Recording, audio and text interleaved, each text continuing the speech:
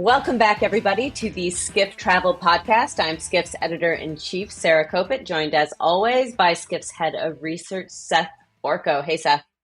Hey, Sarah. How you doing? Great. So we are back with another installment of our Olympic series. And this week, we have the pleasure of talking to Patrick Mendes, CEO of Accor, Europe and North Africa. Hey, Patrick. Hi. Happy to be here. We're really excited to have Patrick join us. Patrick is a French-born citizen, but a self-described citizen of the world. He's worked in Europe, Asia Pacific, USA, Latin America. I mean, the list goes on. I'm not sure how many more regions or geographies you could have worked with. Look, tell us, Patrick. I know you are the CEO of Europe, North America. You also, being based in Paris, have responsibility for pretty much all of Accor's, everything Accor to do with the Olympics, or most things to do with the Olympics. Are Parisians getting excited for the games? Are you excited for the games? Yeah, they're not too long now. Coming up.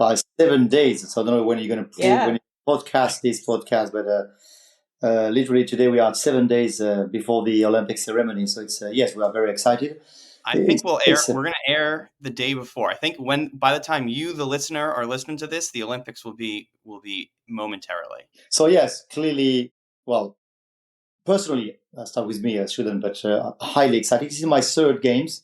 And I was the last one. I was fully involved because I was the CEO for LATAM for Accor, and in Rio we had a wonderful game. So I had a kind of experience about the beginning of the excitement, which started 30 days before, and after the last week is crazy. So we are in this 7 days now preparing for the big show. Paris is ready, and Paris is beautiful. It's amazing because the city has transformed totally many monuments, many places, because there is a big project. We will talk about that, about the heritage project, which means that basically we're trying to use all the existing facilities, monuments, and wonderful places. So really, Paris, I've never seen Paris so beautiful and so ready to receive the games. What do you think is going to be the most kind of like iconic view for us who are watching on TV? I've heard they're going to play beach volleyball in front of the Eiffel Tower. What are you most excited to actually see in action? Well, you pointed out this one is a clear one, the beach volley in front of the Eiffel Tower. But you also, I will point out also the ceremony, opening ceremony. This is amazing. Never happened on Earth. Never happened in history. It's in the Seine, so it's going to be something amazing. 2.5 hours show with all the boss of the delegation, 210 delegation during those 2 hours and a half along the Seine. So that will be something amazing. And I will point out also the l'équitation and the horse in Château de Versailles. So having the possibility to go in Château de Versailles and looking at the horse competition, this is something amazing also. But honestly, I could go on and on. The locations are amazing. I had the privilege, being in charge of the Olympic for Accor, to visit many of the destinations and the venues. It's going to be really an amazing photos, amazing venues. I need to ask you this hard-hitting question, but which sport do you most want to see France take gold in? I'm a rugby player. I used to be a rugby player, so for me, rugby will be the number one, of course, where I will go, and biking. But I will go in several games in the rugby A7. We have a champion, which is Antoine Dupont, so I will probably go on this one as a priority number one, and I will try to visit the most I can. We have a South African member of our research team. As an American myself, I don't know much about rugby, but I'm starting to learn. So all right. So let's get down to some brass tacks. Like, let's get down to the business. Accor is sponsoring these games. Can you talk a little bit about what it actually means for Accor's business to be a part of these Olympics? Well, in fact, we have decided from the beginning in 2015, 16, when Paris was the candidate for the Olympics, to be part of the candidate dossier and the file, because as when you want to present your capacity to receive the Olympic, you need to have more than venues or more than a city. You need to have airport facilities, transport, and of course, hospitality is a key one, capacity to receive. And France is the number one country in the world in terms of tourism. We already ate several times 100 million tourists. We might achieve another year 100 million tourists in France this year. So that was the first reason we have the capacity. And Accor is a leader in Europe, is a leader in France. We have more than 1,500 properties in France, more than 350 properties in Paris. So, of course, it was evident for us that we had to be part of the game. So that was the number one reason. The second one is we are sport addicts. From the essence of the CEO, myself, and the company, and all the spirit of the company, we like competition. We like to support sport. We like everything which is linked to sport, all the value. So it was the second reason also. We wanted to be part of this wonderful story. So we decided to become a premium partner.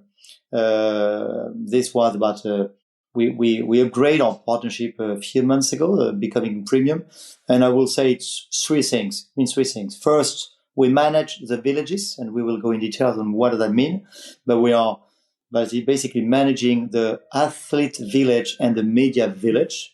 Second, we are managing a company called Reza Event, which is an accommodation agency where we are managing the accommodation for all the groups, all the hoteliers of Paris and France. So you go through Reza Event, which is a structure owned by Accor, which manage all the accommodation. And third, we have 350 hotels in Paris and 650 hotels in France that will be impacted directly by the game, where we have some what we call allotments. We gave some occupancies or some allotment and some space for all the people that will travel and visit Paris and France for the next 2 to 3 months. So, but we've heard from several people that the Olympics is actually having a bit of a deterrent effect this summer on tourism specifically. Are you seeing that as well? Is that something that Accor is feeling? It's a mixed feeling, I will say. For the Olympics, we have no clue, no concern, no problem. It's going to be amazing. We are planning to achieve 80 to 90% occupancy in our hotels. We have today already booked roughly 75% of our hotels for the Olympics the peak period, which is basically the 2 weeks of the Olympics and the 2 weeks of the Paralympics, which are 15 days after. So I have no concern, and it's going to be amazing during the Olympics. Where it was a bit more mixed is before and between the two Olympics and Paralympics. Before was a bit more difficult because a lot of people are waiting, or they want to avoid Paris. They wanted to avoid Paris basically end of June and beginning of July. So we've seen what I've seen in Paris, what I've seen in London in the past, and I think what we've seen in all the big event and Olympics, a kind of low period before the Olympics, a very high period during the Olympics, and after a lower between the two. But at the whole, we will be a bit better than a normal year. We are announcing at Accor that the Olympic Games will give a 2 points upgrade in terms of revenue for the whole year for France. So it's going to have a nice impact. It could have been better. It could have been more than that. But 2 points is sort of something that we want. But to be more complete, if we do the same as last year, we would have been happy. If we will do a bit better than last year. What we're looking at when we are partnering or when we want to do the Olympics in Paris, it's just to put again in the map the position of France and Paris in tourism, and to make it shine for a long run. So we're here for, I think this will have an impact for the next 3, 5, 10 years. Just reminding to everyone, look how beautiful is France and is Paris. Look how beautiful are the venues. Look how welcoming are the people. Because sometimes it might be but not perceived as so. But so we want to showcase really France, Paris, Accor, our hotels, our welcoming, le sens de l'accueil, we say in France. This is what we're looking at. So it's going to be a good session for the Olympics, but we are looking at the long run, it's going to be good for 3-5 years for tourism in France for sure. And we actually spoke with Ben Smith, who's at Air France, and he had some similar things to say. He said, 3 to 5 years, it's really, in many ways, it's like a giant billboard of saying just how beautiful Paris and France is. He also talked about some of this deterrent stuff, and he said part of the reason that he, as an airline CEO, is having troubles is because hotel room prices are so high, and that's you guys, right? So do you think his loss is your gain? Is that like, are you guys going to have good? Well, you had so many articles about that, about price. The reality, you might have seen that a year ago when, you have all this effect of Olympics are coming, all the residentials, all the apartments, people saying that we're going to say, so you're going to sell apartment. Some people even buying apartment for Olympics. This was a souffle effect, or they say a temporary effect. The reality is what I can tell you, we are monitoring prices. I have a revenue management solution monitoring prices. We're seeing the same kind of price as a big event, like the air show in Paris, in Bourget, or like a fashion week. This is the kind of price we are seeing for the Olympics, not more than that. So you might have an exception of a very key location and a franchisee that did not look at it on the long run. And we also alerted that, and we have some kind of alert when we have a price of a hotel not being really realistic. We just send him an email because we don't control everything. As a franchisor, you do recommendation, you do guidelines, but you have some hotel that might decide to put the price very high. But the reality is very exceptional. And I've been checking that almost every week because I have a big team doing monitoring on revenue management. It was a fantasy of many articles and many press sometimes saying that the price is booming. I don't say that we don't have an exception, but it's very rare. So I like that, like kind of a little bit of myth busting. And you have a lot of experience running Olympic Games. You said you were in Rio. I think you mentioned you've done some London stuff and you're very involved in these Paris Games. I mean, take us a bit behind the scenes. Like, what kind of preparations did you need to do on the hotel, accommodation, hospitality side that maybe our listener, doesn't think of? Like, what's like a little fun?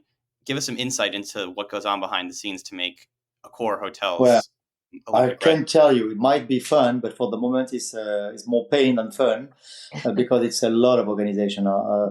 Just before you, I was with my team for 2 hours. I'm doing every 2 days a kind of coordination call with all the team, all the involved people in terms of safety, security, hygiene, operation, marketing, communication. It's involving all the departments. I have a core team of roughly 50 people managing the Olympic events. But I can say two things. First, something which is very specific, and I think it's worth to spend a minute on this one. For the first time, the COJO, the Comité Olympique or the Olympic Committee, decided to give the responsibility to manage the villages to an hotelier.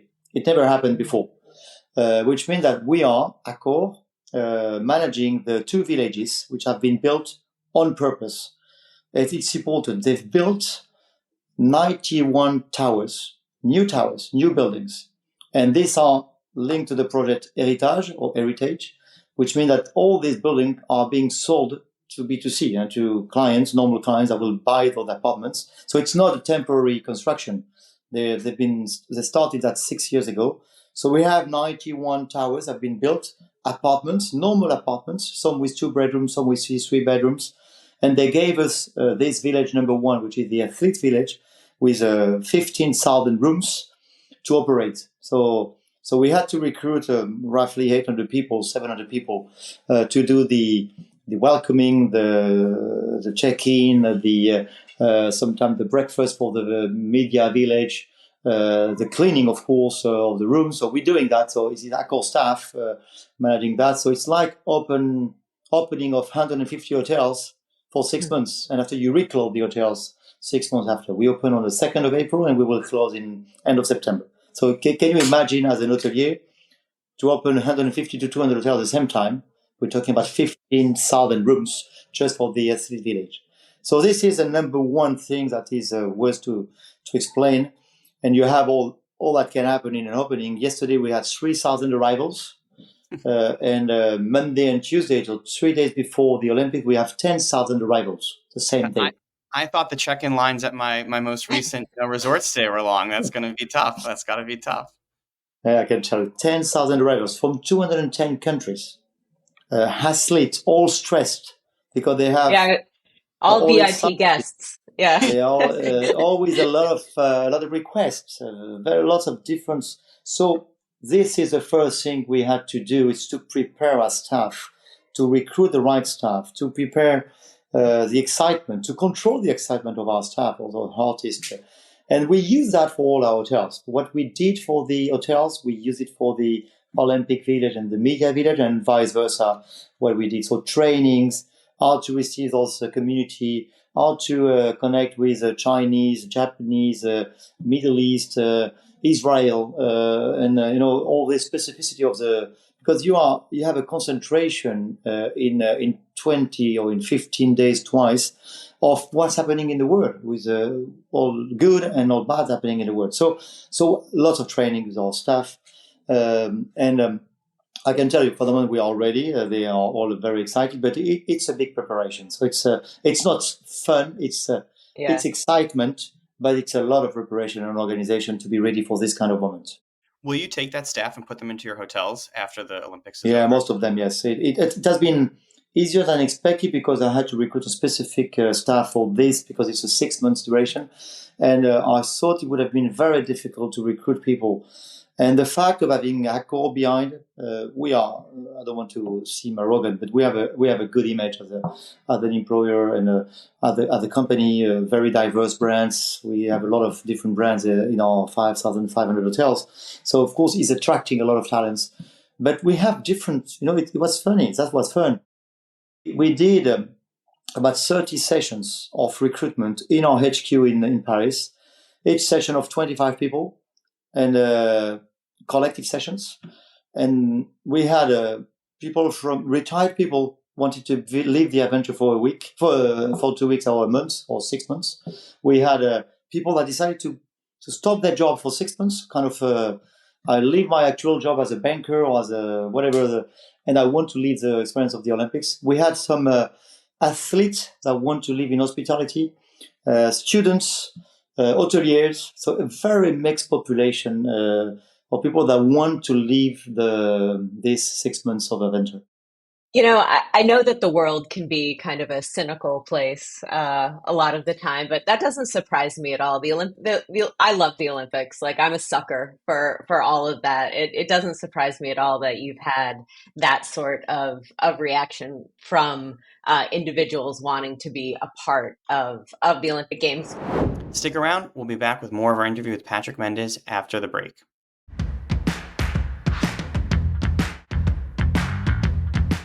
I do have another question. Have you seen the Airbnb ad that is running about why stay on the touristy side of Paris when you can stay on the Paris-y side of Paris? I'm just curious, what do you make of that as a hotelier? And do you see any do you even think short-term rentals are your competition, or are they just in a totally different kind of category and bucket? Yeah, honestly, I don't want to seem to do an easy answer, but I really see that it is totally different. You don't come for the same reason, and Right. And you have people booking on residential, and they booked for many months ago, and they're booking for many people at the same time. They stay 2 months or 1.5 months or 2 weeks, long stay. We are not seeing that in our hotels. We have a lot of, well, as I told you, we will achieve 80 to 90% of occupancy in our hotels. Perhaps not the hotel will do that, but some hotels might struggle a little bit more. But I see that as a very different demand, demand. And what I can tell you also, some of the guests coming from North America, from the UK, from the international, have decided to book last minute. Because of course at the beginning the price was too high. Now the prices have decreased a little bit because we still have space, and not Accor, but even Accor has a bit of space, but many of our competition has space. So now you can see that people are coming back. They have the tickets, and they were waiting until last minute, and they are booking now. So we are seeing 2 to 3 That's points interesting. increase of pickup coming for the last 3 to 4 weeks. But really for 3 days, 4 days, they want to go in hotels. They want to see people. They want to live the experience of our staff. It doesn't mean that they don't go on the residential, but I feel it's a different demand. And now going back on what you said on the beginning on the ads, we also did an ad. I don't know if you had the chance to see our advertising campaign that we are doing for the Olympics. We decided to go in the humor side and to play with the and it's a funny one where we have a concierge of one of our hotels trying to help a little girl that had an ice cream, and suddenly the ice cream went. So he's running after the taxi to give her a new ice cream, and so we play. And of course, he's doing a lot of athletic mission to do that. And the motto is you can't imagine what you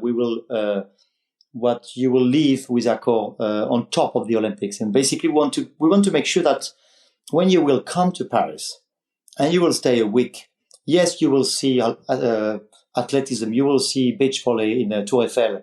But when you will go back to your hotel, we want to make sure that you have some things that you will remind, a smile of a receptionist, even a burger you had in a Pullman. Or we want to add something emotional, an emotional link to all the travelers. That's why I think hotels here have a very, very important game to play to make a difference, to create this connection, this human link. That is a privilege of having artists, we call them artists, but having our people, our employees in our hotels. All right. Yeah. And you talking about how integrating the hotels, integrating the Olympics, integrating Accor. I want to talk a little bit about your Accor Live Limitless. It's the hotel loyalty program. And I think I read about it like a year ago. I think you teased that you would be doing some Olympic linked experiences with the Limitless program. I know I'm actually doing some other outside research on like the value of integrated experiences into loyalty programs for hotels. That's something that you've done a lot at Accor. Maybe just tell us a little about that, how that works for the Olympics. Is that strategy of more experiential hotel loyalty, is that working? Yeah, you're right. It's part when I told you at the beginning of this interview that we wanted to be part of this experience, talking about le sens de l'accueil or welcoming, etc., etc. But there, I forgot one point, which is the important one. We want to also to use our platforms and to use our loyalty program as one of the key elements that will be showcased during this partnership. What we've decided, we are as the global partner for the Olympics, we are a premium partner for all the brands. So, which mean all the Accor brands. So you can have the Ibis, Novotel, Sofitel, Fairmont, Mama Shelter, Delano, all our brands. We will showcase them in France during the Olympics, but all will be one of the key brands. So all Accor Live Limitless will be the kind of connection between all the brands, promoting our platform and our loyalty program. We will also do what we started to do about 5 years ago when we launched the program, to connect this program to a much more human and experience-driven program. We are not only talking about a point, accumulation of point or burn of point. What we do with sport for the last 5 years, with the PSG, with the Tour de France, with tennis, with marathon, with the Accor Arena, we will do the same with the Olympics. So connect experience you can't buy. So the money can't buy will be phenomenal for all members during the Olympics. Thus, of course, will attract and recruit more members, will amplify what our members are doing with their program today. And we have many experiences. We have, I know that I was looking at my notes, more than 300 experiences have been given to our Diamond members. They will leave something that you can't buy. Meeting with some athletes, going to the Club France, and of course participating to 2 or 3 events in athleticism and in volleyball or in tennis, as an example. So these are things that are giving a lot of value to our program, and it's part of the strategy that we've started already 5 years ago, linked to sport and experience. So let's talk a little bit. Let's change gears. I'm curious to hear about your restructuring. So over the last 2 years, Accor has been restructured into 2 different divisions. One is premium mid-scale economy. So taking divisions like Ibis, Novotel, Move and Pick, the other is Luxury, Raffles, Fairmont, Sofitel. So now that you've had some time with it, what would you say is the competitive advantage from that reorg? What are you seeing? Okay, I didn't know you wanted to ask me something about that. I was prepared for the Olympic questions, but of course I can answer to that. It's a live show. Well, I've been working for this company for 20 years, so I've been through different organization, and I can tell you, for me, for the last 10 years, after what we went through with the COVID and all that, this organization that Accor has now has 18 months, it's amazingly efficient in terms of focus. I was before that the group CCO, so group marketing and commercial leader, leading with the 54 brands. So from Raffles to Hotel F1, going through Mama Shelter and Delano. And we had so many brands because we did so many acquisitions in the last 10 years that it was needed. So the decision that Sebastian took with the Comex a year and a half ago to split the group, having the core business historical of Accor, which is what we call the premium mid-scale and eco division, with the 5,000 properties on one side, and after a kind of a division per brand for Sofitel, and Gallery, Raffles, Fairmont, and all the Ennismore and the lifestyle division, which are 4 different divisions, give us a lot of focus. For example, me, I have 3,000 properties to manage and to franchise in Europe, North Africa. I'm focusing in 20 brands, and I can tell you, I'm getting the most of it. So in terms of competitive advantages, I would say the number one word is focus, new energy, lack of dilution, and specialized people in each brand. So when you have a team working for Sofitel, they have 200 hotels to focus on with a lot of consistency. So it's bringing a higher value for all the luxury brands, and we're going with a massive organization in the PME with the 3 big divisions with Americas, Europe, North Africa, Middle East, Asia Pacific, China being separate, still joint on the luxury and. But so short words, it's a perfect move, or short answer, perfect move, very efficient. So it's the more of the focus, the deepening on those brands. I love that this is Skift. We have to ask a couple business questions for our hotel audience. I want to just, on this point about the focus on this premium, mid-scale, and economy, luxury gets a lot of attention. Me and Sarah, we love to fantasize about our luxury stay, and we want to fly first class, and we want to go to the Sofitel and all this stuff. But look, let's be real here, right? Why don't you tell us and our audience why the real money for the hotel industry is in premium and mid-scale, right? That's where the real money is. Well, I would be more balanced on this one because you can, in luxury, when it's working, it's real money. That's why when you cross a certain line of GOP level and a certain of RevPAR level, can tell you it's real money too. So, but it's smaller. Of course, it's smaller because as I was saying, you have 100 Fairmont, or when you have 1,000 or 2,000 Ibis. So of course. But I wouldn't say one replaced the other. It's a very complement business or complementary one to the other, or you can add value on both. And 1 + 1 really in this case means 3 in terms of value for sure.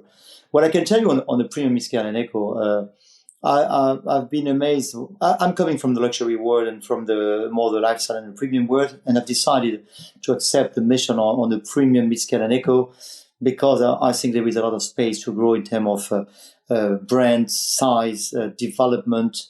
A lot of countries are still at the infancy of hospitality, because there are still a lot of independent hotels where it doesn't mean that they are bad, but they lack process, they lack distribution, they lack loyalty program, they lack branding.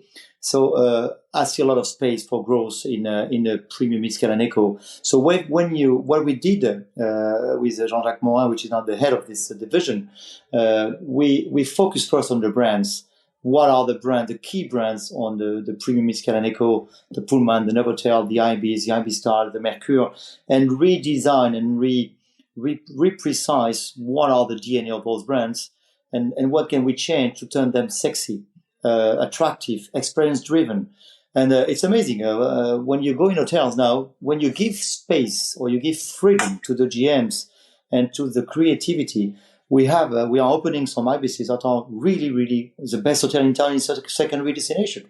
We have a great bar, great music, lighting, which is the dimmer lighting. So you're changing the experience of mid-scale and economy hotel. So when you add that to the existing volume, and as you're saying, the money maker, but you had on top of that experience, possibility of upside in terms of rate and experience, or even other revenue, it's a winning machine. So that's why I'm a strong believer that you have space for growth in luxury lifestyle with consistency, attractiveness of the brand, and a lot of space on the premium mid-scale eco with a lot of countries that are still to conquer, and a lot of possibility to grow revenue and additional revenue in mid-scale and eco brands. All right. I mean, love that answer. I love the complementary nature, and whenever you can find a business opportunity or 1 + 1 = 3, that's a must do. So I think that's all the time we have for this interview. Patrick, thank you so much for telling us Thank you. Accor's plans, Paris's plans, and just sharing your insights with us. We really appreciated it. No, Can't wait to watch.